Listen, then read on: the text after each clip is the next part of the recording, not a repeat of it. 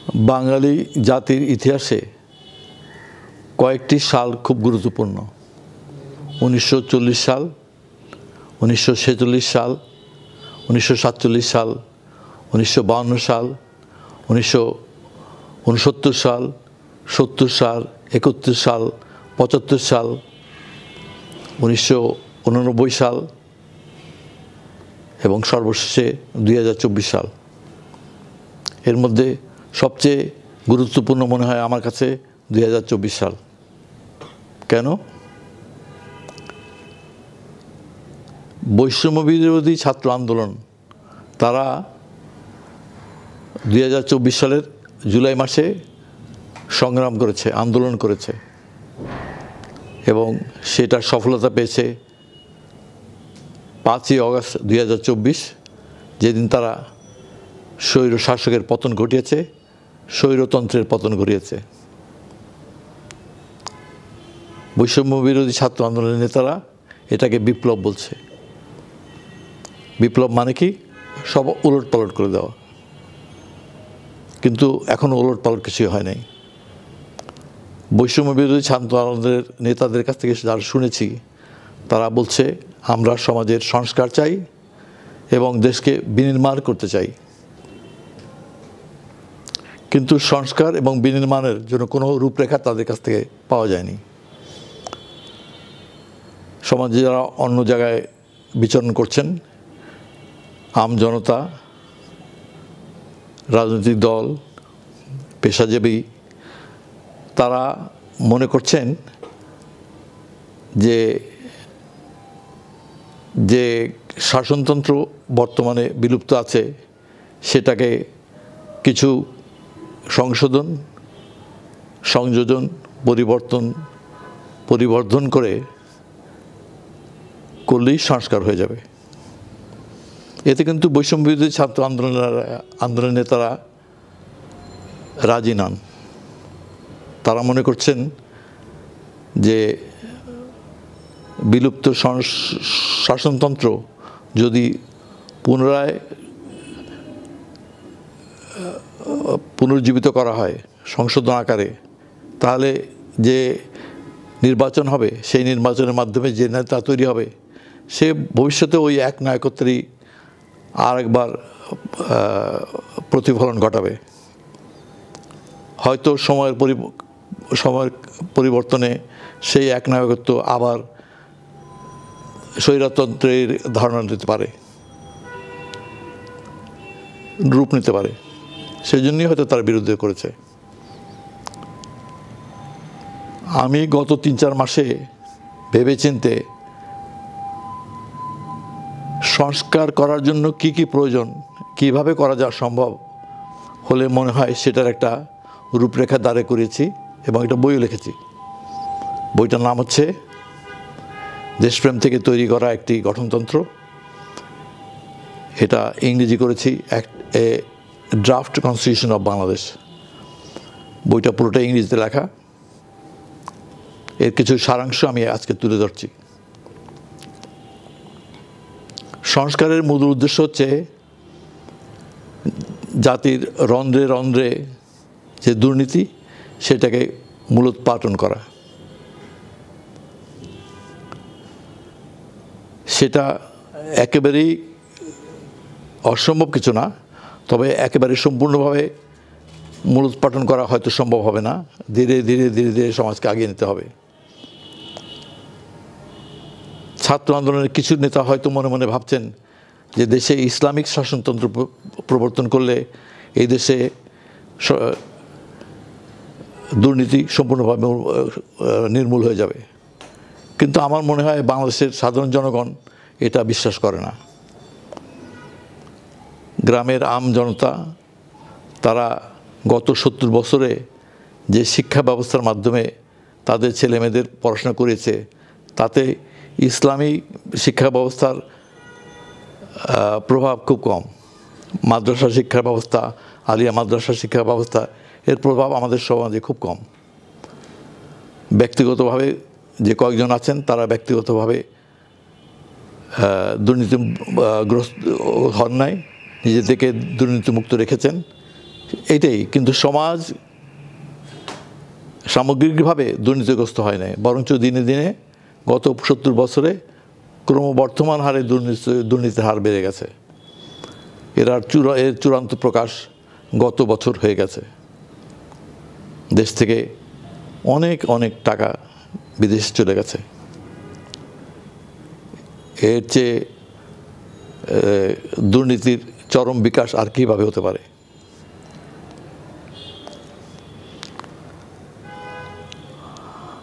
আমি প্রথমেই যেতে চাচ্ছি বিচার বিভাগের ওইখানে। বিচার বিভাগ এখন স্বাধীন।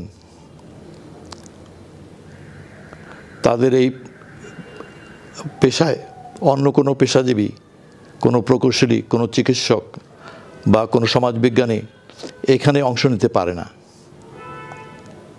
সেরকমভাবে বিশেষ পরীক্ষার সময় একটি ক্যাডার আছে যেটাকে বলা হয় ফরেন সার্ভিস। এখানে যাদেরকে দেওয়া হয় তারা মূলত বেশিরভাগই বিদেশে কাটান। জীবনের শেষে তারা অ্যাম্বাসেডর হন, রাষ্ট্রদূত হন। তারা মোটামুটিভাবে একেবারে স্বাধীন। এই বিশেষ ক্যাডারের বৈদেশিক সম্পর্কের ব্যাপারে, ফরেন রিলেশনসের ব্যাপারে তাদের যে অভিজ্ঞতা সেটা আর কাউরই থাকে না। এখন এর উপরে যদি ৮-১০ জন একজন কাউন্সিল গঠন করা যায়, যেটাকে আমি বলি supreme council of foreign affairs, এরকম যদি কাউন্সিল করা যায়, সেখানে ৮-৯ জন অ্যাম্বাসেডর থাকতে পারেন যারা এর আগে চাকরি করেছেন, যারা সৎ, নিষ্ঠাবান, পেশাদার এবং দেশপ্রেম যাদের মধ্যে আছে, জাতীয়তাবোধ যাদের মধ্যে আছে, ন্যায়পরায়ণ, এইসব লোক খুঁজে বের করা কষ্টকর না।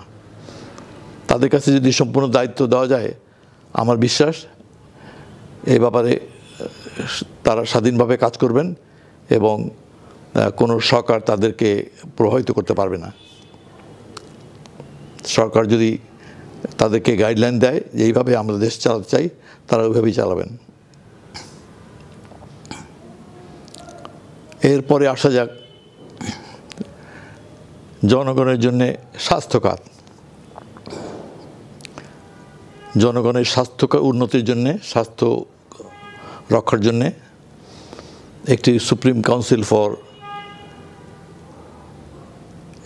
হেলথ অ্যাফেয়ার্স এরকম একটা গঠন করা যেতে পারে। এখানে দেশের নামকরা বড় বড় চিকিৎসক থাকতে পারবেন। একজন হয়তো কার্ডিওলজিস্ট, একজন হয়তো সার্জিক্যাল স্পেশালিস্ট, একজন হয়তো মেডিকেল স্পেশালিস্ট, একজন হয়তো গাইনোকোলজিস্ট, একজন হয়তো ক্যান্সার স্পেশালিস্ট, একজন হয়তো অর্থোপেডিক, একজন হয়তো চাইল্ড স্পেশালিস্ট। এরকমভাবে যারা অভিজ্ঞ এবং যাদের সুনাম সমাজে আছে তাদেরকে দিয়ে সুপ্রিম কাউন্সিল করা যেতে পারে। তাদেরকে সম্পূর্ণ দায়িত্ব দেওয়া যেতে পারে স্বাস্থ্য সেবার উন্নতি করা। এরপরে আসে শিক্ষা খাত। শিক্ষা খাতেও এরকমভাবে বেশ কয়েকটা সুপ্রিম কাউন্সিল করা যেতে পারে, একটা না, বেশ কয়েকটা। কেন?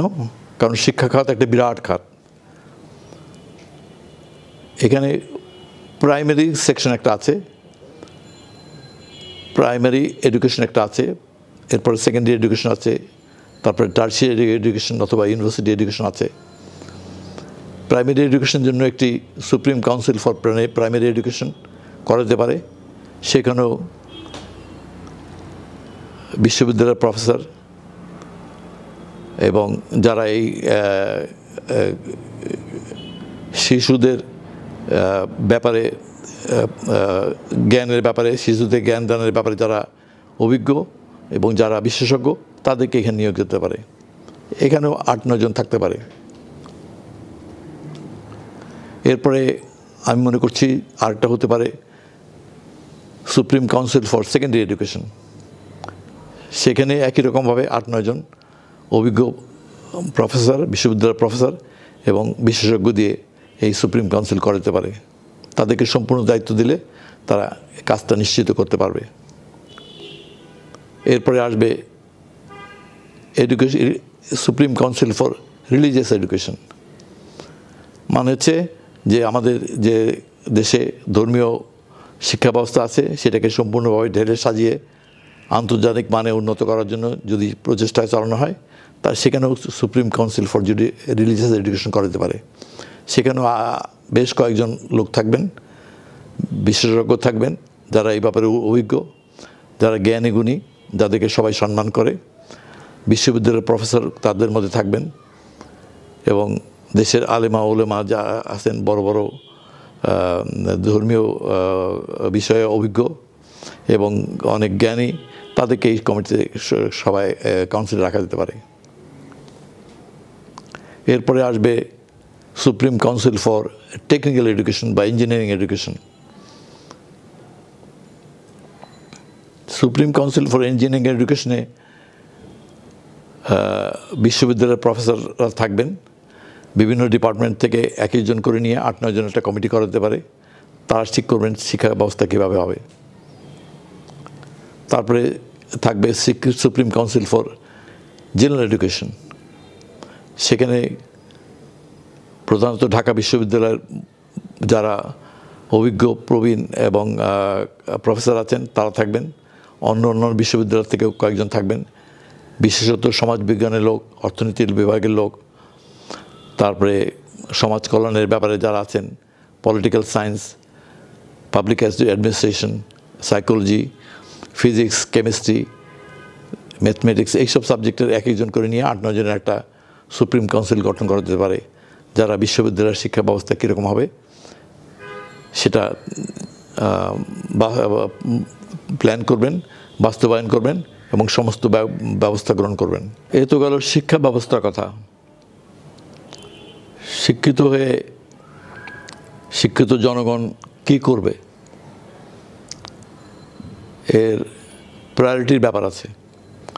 আমাদের দেশের সবচেয়ে বেশি প্রাধান্য পাওয়া উচিত কৃষি উৎপাদন। সেই জন্য কৃষি বিশ্ববিদ্যালয় থেকে যেসব ছাত্ররা পড়াশোনা করে এসছে তাদেরকে কাজে লাগানোর জন্য একটি supreme council for agricultural development করা যেতে পারে। তার মধ্যে কারা থাকবেন?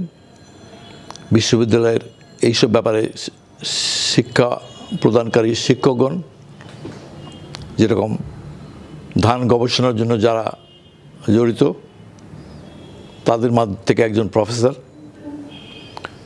যারা পাট উৎপাদনের জন্য জড়িত তাদের মধ্যে থেকে একজন প্রফেসর, সেরকমভাবে তুলা, চা, অন্যান্য কৃষিজাত পণ্য যা আছে সেই প্রত্যেকটা ডিপার্টমেন্ট থেকে একজন করে প্রফেসর নেওয়া যেতে পারে। এবং যারা বাস্তব জীবনে অভিজ্ঞতা সম্পন্ন, যেরকম রাইস রিসার্চ ইনস্টিটিউট থেকে অভিজ্ঞ, অথবা যারা রিটায়ারমেন্ট গেছেন তাদেরকে নিয়ে এইসব সুপ্রিম কাউন্সিল করা যেতে পারে। তাদেরকে সম্পূর্ণ ক্ষমতা দিতে হবে যাতে করে তারা যে সিদ্ধান্ত দিবে, যে প্ল্যান প্রোগ্রাম করবে, সেটা তারা বাস্তবায়িত করতে পারবেন। এইভাবে এরপরে ধাপটা হচ্ছে কৃষির পরে শিল্প। শিল্পের জন্য সংশ্লিষ্ট বিভাগ থেকে শিক্ষক, বুয়েটের যারা ইন্ডাস্ট্রিয়াল প্রোডাকশন ইঞ্জিনিয়ারিং আছে সেখান থেকে প্রফেসর আছেন তাদেরকে নিয়ে, যারা শিল্পপতি আছেন, যারা দেশের নামকরা শিল্পপতি, তাদের জ্ঞান এই শিল্প উৎপাদন বৃদ্ধির জন্যে, দেশের শিল্পায়ন গড়ে তোলার জন্যে, তাদের অভিজ্ঞতা কাজে লাগার জন্য তাদেরকে এই সুপ্রিম কাউন্সিলের সদস্য করা যেতে পারে। এখানেও 8-9 জন থাকতে ভালো হয়। এরপরে লাগবে বিদ্যুৎ উৎপাদন, বিতরণ, এইসব জন্য এইসব বিদ্যুৎ খাতের উন্নতির জন্য supreme council for electric development অথবা পাওয়ার ডেভেলপমেন্ট করা যেতে পারে। এখানেও সেরকমভাবে বুয়েটের যারা নামি দামি প্রফেসর আছেন তাদেরকে সঙ্গে নিয়ে অন্যান্য বিশ্ববিদ্যালয়ের প্রফেসর আছেন তাদেরকে নিয়ে, এবং যারা বাস্তবে পাওয়ার ডেভেলপমেন্ট বোর্ড আরবিতে বা ডেস্কোতে চাকরি করেছেন তাদেরকে সহকারে একটি সুপ্রিম কাউন্সিল গঠন করে তাদেরকে সম্পূর্ণ ক্ষমতা দিলে তারা দেশটাকে সত্যি চালাতে পারবেন। সৎ, ন্যায়পরায়ণ এবং দেশপ্রেমিক ইঞ্জিনিয়ার পাওয়া কঠিন কিছু না। এরপরে আসবে roads, highways, bridges and railways. এখানেও supreme council for roads, highways, bridges and railways করা যেতে পারে। ওই একইভাবে সুপ্রিম কাউন্সিলের বিভিন্ন অভিজ্ঞ প্রবীণ প্রকৌশলীদের নিয়ে একটি সুপ্রিম কাউন্সিল গঠন করলে তাদেরকে সম্পূর্ণ ক্ষমতা দিলে তারা দেশটাকে ভালোই চালাতে পারবে। এরপরে আসবে seaports and dams. Supreme council for seaports, shipping ইত্যাদি জন্য একটি সুপ্রিম কাউন্সিল করা যেতে পারে। সেখানেও এরকমভাবে অভিজ্ঞ জাহাজের ক্যাপ্টেন, তারপরে ম্যারিন ইঞ্জিনিয়ারিং ডিপার্টমেন্টের লোকজন, বিশ্ববিদ্যালয়ে এই বিষয়ের যারা অভিজ্ঞ প্রফেসর আছেন তাদেরকে নিয়ে একটি সুপ্রিম কাউন্সিল করা যেতে পারে। তারা জাহাজ নির্মাণ এবং দেশের পোর্টের উন্নতি এইসব সমস্ত ব্যাপারটা তাদের দায়িত্ব থাকবে। এরপরে থাকবে land ports and navigation and inland water transport. এসব ব্যাপারে একটি সুপ্রিম কাউন্সিল করা যেতে পারে।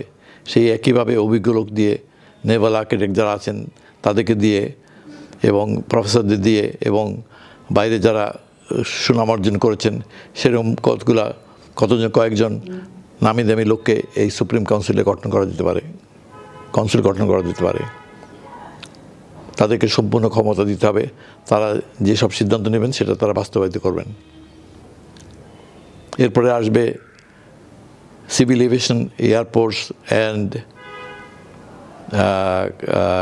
Airlines management. সেখানেও supreme council for civil aviation, airports, airlines management এইভাবে একটি সুপ্রিম কাউন্সিল গঠন করতে পারে। সেখানেও অ্যারোনটিক্যাল ইঞ্জিনিয়ারিং বা মেরিন ইঞ্জিনিয়ারিং ডিপার্টমেন্ট থেকে লোকজন নিয়ে, প্রফেসর নিয়ে এবং যারা অভিজ্ঞ বিমানের ক্যাপ্টেন আছেন তাদেরকে নিয়ে একটি সুপ্রিম কাউন্সিল করা যেতে পারে। তাদেরকেও এরকমভাবে দায়িত্ব দিলে তারা নিশ্চয়ই করতে পারবেন। কিন্তু খুঁজে বের করতে হবে ভালো লোক, সৎ, ন্যায়পরায়ণ, দেশপ্রেম এবং জাতীয়তাবাদী মনোভাব যাদের আছে তাদেরকেই এইখানে নিয়োগ দেওয়া জরুরি।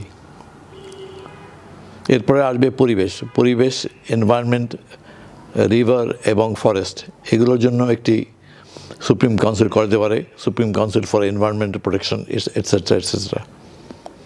সেখানে পরিবেশ সংক্রান্ত যারা জড়িত, যারা অভিজ্ঞ এবং যারা বিশ্বে যাদের সুনাম আছে সেরকম কয়েকজনকে নিয়ে এই সুপ্রিম কাউন্সিল করা যেতে পারে। এরপরে আসবে পরিকল্পনা, supreme council for planning and national development. এদের মধ্যে যারা থাকবেন সবই বিভিন্ন সেক্টর থেকে থাকবেন। একজন হচ্ছেন ইকোনমিস্ট থাকবেন, একজন হচ্ছেন ডেভেলপমেন্ট ইকোনমিক্সে থাকতে পারেন, একজন সমাজবিজ্ঞানী থাকবেন, একজন থাকবেন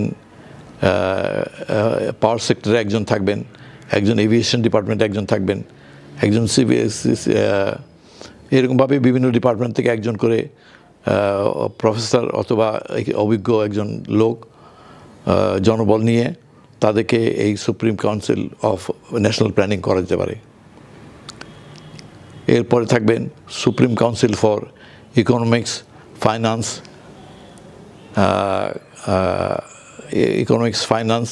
অ্যান্ড ট্রেড অ্যান্ড কমার্স। এখানে থাকবেন এখন যেরকম মিনিস্ট্রি অফ ফাইন্যান্স আছে সেরকমভাবেই এদের মধ্যে থাকবেন নামকরা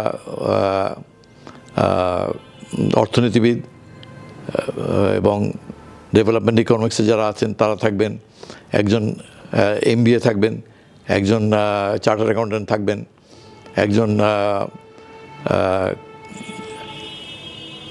আরবান প্ল্যানিংয়ে থাকতে পারেন, একজন রুরাল ডেভেলপমেন্টে থাকতে পারেন তারা, এবং তারপরে সর্বশেষে হয়তো একজন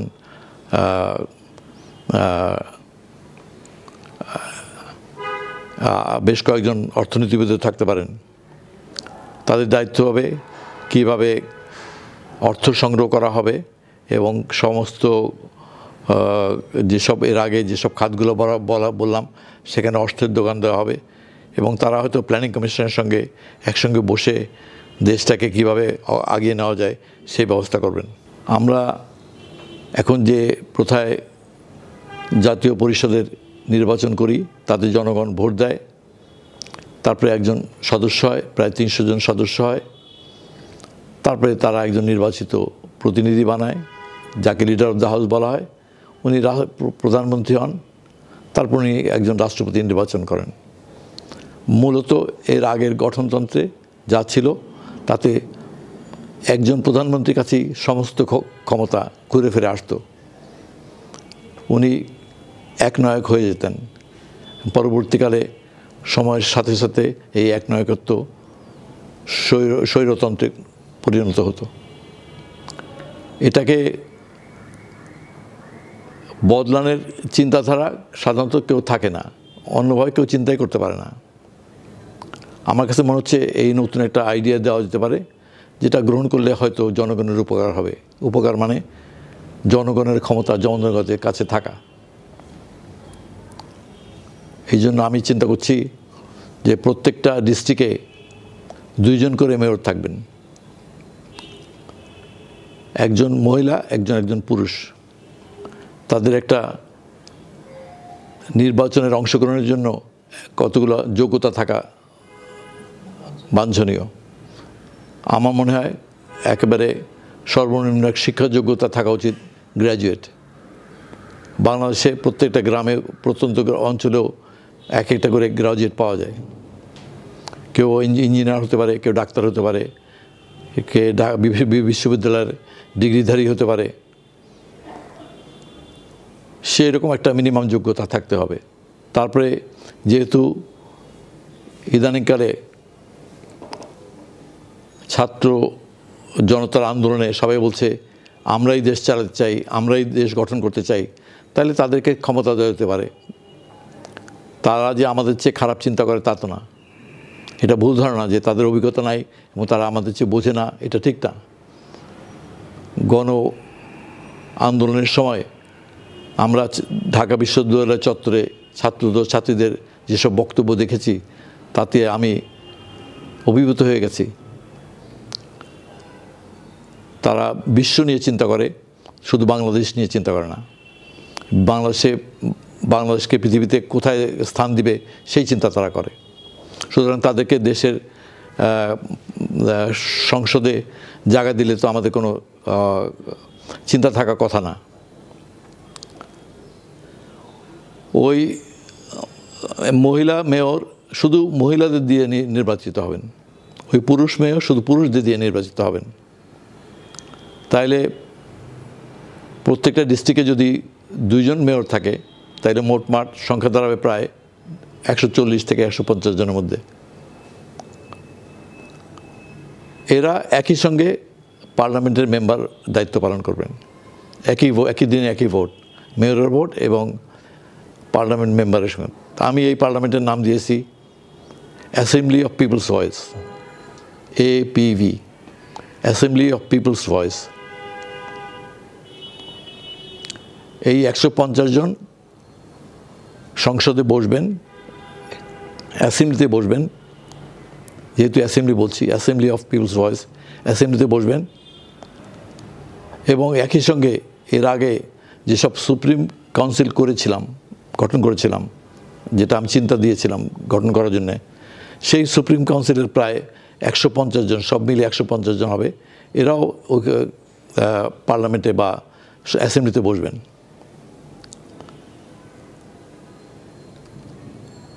প্রত্যেকটা সুপ্রিম কাউন্সিল তাদের বক্তব্য পেশ করবেন, তারা কি করতে চান, কি প্ল্যান করতে চান, কিভাবে এটা বাস্তবায়ন করবেন। এখানে যে এটা ওপেন থাকবে, লাইভ থাকবে, দেশের সমস্ত জনগণ দেখতে পারবে এবং তাদেরকে ক্রিটিসাইজ করা অথবা সংশোধন করা অথবা ভুল ধরিয়ে দেওয়া অথবা যেটা তারা চান না সেটা বলা, সেটা তারা বলবেন এবং সেটা সংশোধন করে দিবেন। তার মানে সুপ্রিম কাউন্সিল যারা এখানে থাকবেন 150 জন মতন, তাদের যে বক্তব্য সেটা জনগণের প্রতিনিধিরা ওইখানে বসে ক্রিটিসাইজ করবেন। তারা বলবেন যে এটা ঠিক না, ওইটা ঠিক না, এইটা এইভাবে করেন, এইভাবে করবেন, তারপর তারা যেটা বলবেন সেটাই ফাইনাল। তার মানে ক্ষমতাটা জনগণের কাছেই রইল এবং এই ব্যবস্থাটা প্রতি মাসে মাসে হবে। প্রতি মাসে মাসে প্রত্যেকটি সুপ্রিম কাউন্সিল কী করলো সেটা তাদের নিজের ওয়েবসাইটে প্রকাশ করবেন এবং অ্যাসেম্বলিতেও বলবেন। অ্যাসেম্বলি মেম্বাররা বলবে যে এইভাবে আগান। তাহলে আমার মনে হয় ক্ষমতাটা জনগণের হাতেই রইল। এরপরে আমি রাষ্ট্রপতি বা প্রধানমন্ত্রী এইসব ব্যাপারে যে আলোচনা করেছি সেটা আর আমি এখানে বলতে চাই না। এটা আমার বইয়ে আছে, এটা অনেক লম্বা এবং অনেক বিশদ আলোচনা। এটা সম্পূর্ণভাবে গ্রহণযোগ্য হবে না আমার মনে হয়। তবে আমি আমার আলোচনা দিয়েছি, যদি প্রধানমন্ত্রী এবং রাষ্ট্রপতিকে ক্ষমতাহীন করতে হয় তাহলে এইটাই একমাত্র উপায় আমার মনে হয়। জনগণের কাছে জনগণের শক্তি ফিরিয়ে দেওয়ার জন্য এইটাই একমাত্র পন্থা। সবাই ভালো থাকুন, সুস্থ থাকুন। আল্লাহ হাফেজ। ফাসাব্বিহ বিহামদি রাব্বিকাল আযীম। আসসালামু আলাইকুম।